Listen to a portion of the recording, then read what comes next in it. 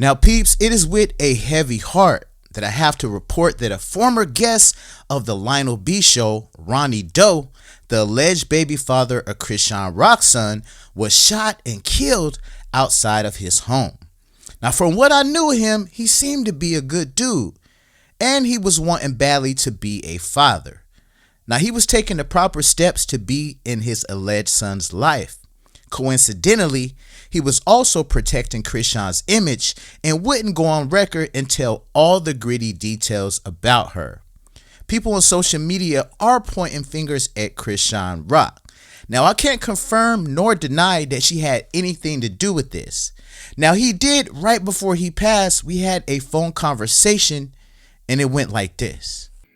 And basically, like, we were just like, after I had came home, I just wasn't really feeling it no more. You get what I'm saying? So we was messing around. I had came home broke for real because my lawyer was like freaking $80,000, man. So I like came home broke, ain't had nothing. Was trying to hustle, get my feet back under me, and just was having a hard time, man. So it was just like, I don't know, man. Like, I was really in love with this girl, man. I had to really learn the hard way that she ain't really loved me as much as I loved her. And yeah, man, it was like even now, man. Like the other day with the situation in the mall, like she told me to come to the mall. Told me to come up there to come and see my son. Damn. However, when I got there, she pulled I don't know you, you're harassing me, why are you here? But this is also the crazy part, man. What's that? I seen her at 6 p.m. on 11/29. How is it that she had a restraining order placed on me at 12 a.m. on 11/29? That sounds like a setup, right? Yeah. Yeah, man. But guess what the even worst part about it is, man? What's that?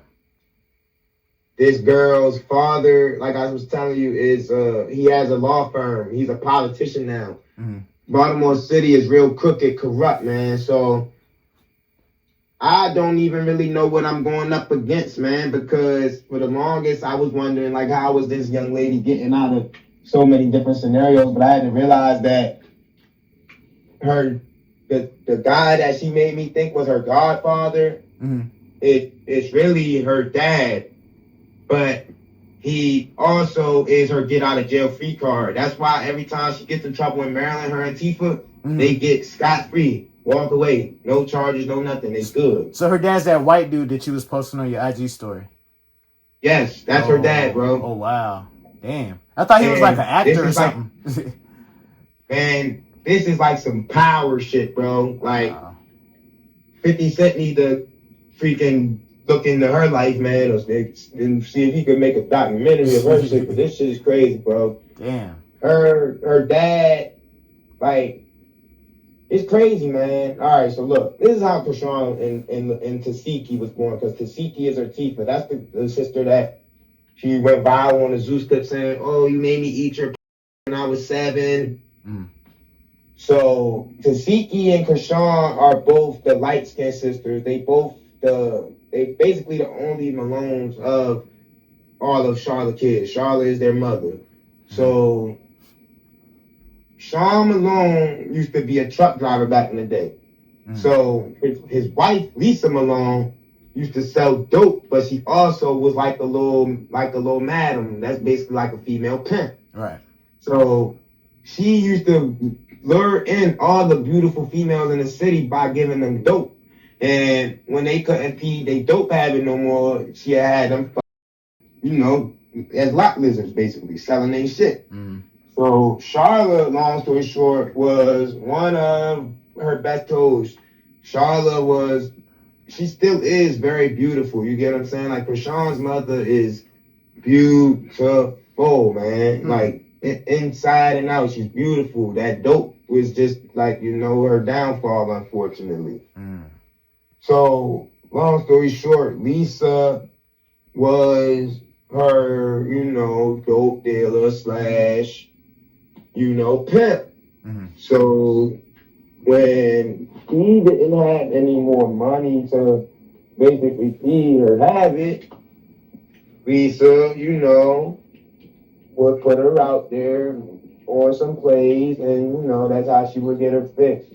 Long story short, Lisa met Sean, and Sean took a liking into Charlotte. He liked Charlotte a lot. He ended up basically having Chrisean and Tifa with Charlotte. And he could never do nothing with Charlotte because she was all dope, but she was beautiful, but also because Lisa wouldn't let him. Mm-hmm. Lisa is Sean's wife. Oh, okay. So, long story short, this is when I found out, this is her dad, bro. Mm. It was one day, I had just came home from the body. Chrisean was trying to take a charge from me. Mm. My bad. Oh, you good, homie. You good. I'm sorry. What was I saying before I had my little... You said something like you just came home from a body? And then Chrisean was trying to take the charge for you.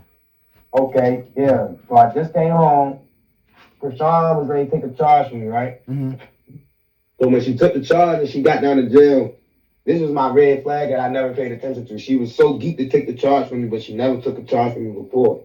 Mm. Her father, right before her taking that charge from me, her father had basically came back into their life and made connection with them. Lisa was always trying to force him to stay away from his daughters, but he was always on some shit having that guilty conscience. You get what I'm saying? Mm-hmm. So, long story short, he got pulled in the city. He's a politician. He's a lawyer. Mm-hmm. So he went and had Fox come out and do a segment on Chrisean and Tifa. If you do some digging, you'll see Chrisean was on Fox Baltimore when she was 17. This is because of her dad. Chrisean also was on Ultimate Tag. This is also because of her dad and the strings that he pulled to get her on there. There's in Ultimate Tag, that's kind of like that ninja show thing she was on, right? Yes, sir. Yes, okay. It is. So there's a lot of... This was when I knew something wasn't right. She told Blueface that her supposedly dad tried to touch her. She told me that her dad was her godfather. So she was trying to lie to evade the truth about who this guy was to her. To whereas though one day when I confronted her about it, like I said, when she took the charge, so the state that I'm in, you go straight to the county jail. Once you get to the county jail, you see a commissioner. The commissioner determines if they want to let you out. Chrisean did not go to a county jail. She went to the precinct, called her dad, and they let her go from the precinct. She knew that I was going to be on her ass, so she walked away from the precinct, and I found her on the side of Telegraph Road. When I put all of this shit together, cause I got a life outside of this shit too. So it's when I had the free time to put all of this stuff together, and I seen what's really going on, man. I'm wow. Now I see. Now I really see. And the most disgusting part for me was that I was genuine for Shorty. I was there for her in ways that nobody was. I'm not gonna say I killed for her. I killed in self-defense, which was how I came on from the case, but I caught that case being with her, you get what I'm saying? It was just a lot of, things that was frustrating about that female, and a lot of things that I did for her that I could not take back, but, I was there.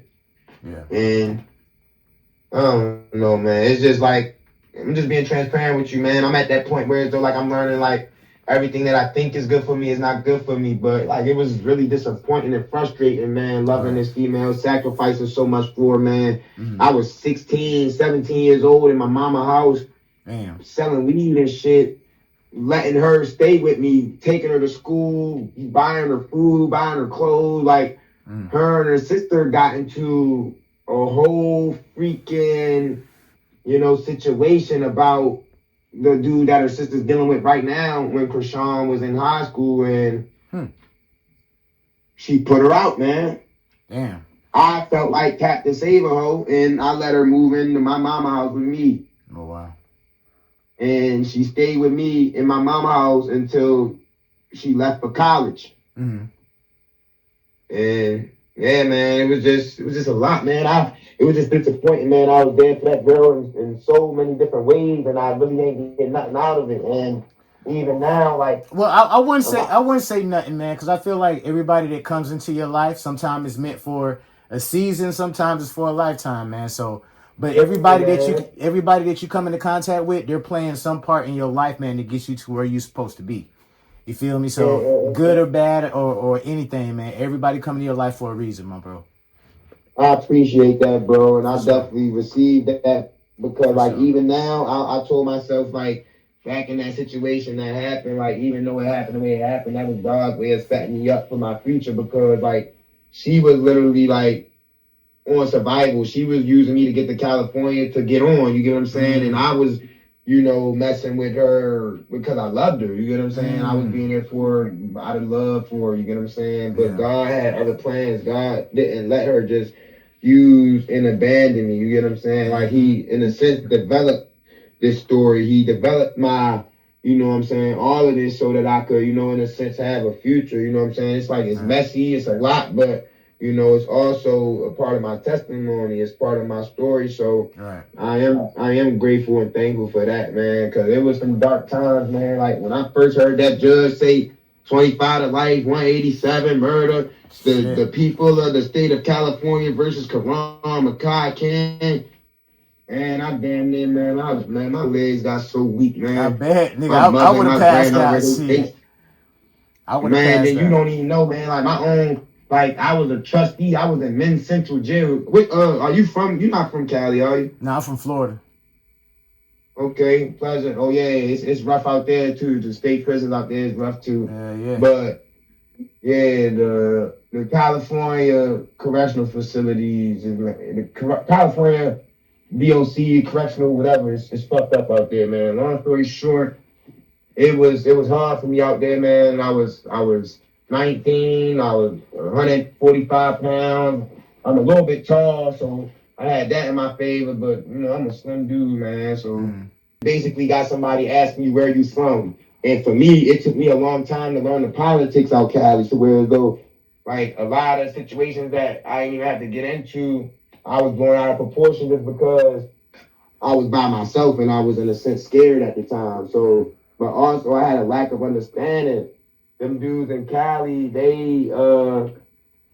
it's so many different gangs out there, man. Long story Yeah. short, I Yeah. was telling people I was from the East Coast, but when I was telling people that, they thought I meant I was an East Coast Crip. Mm. So I had a lot of trouble with that until I straightened it out. To where though one day I'm talking to one of the homies and he just telling me, he like, hey, cuz, he like, you ain't from the hood.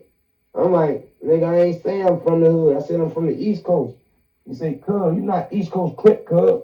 I said, oh, that's why the fuck Damn. y'all niggas, that's why these niggas keep saying, like, oh, you gotta come back here, catch these fades. That's Cause, wild. I ain't even know that was a yeah, thing.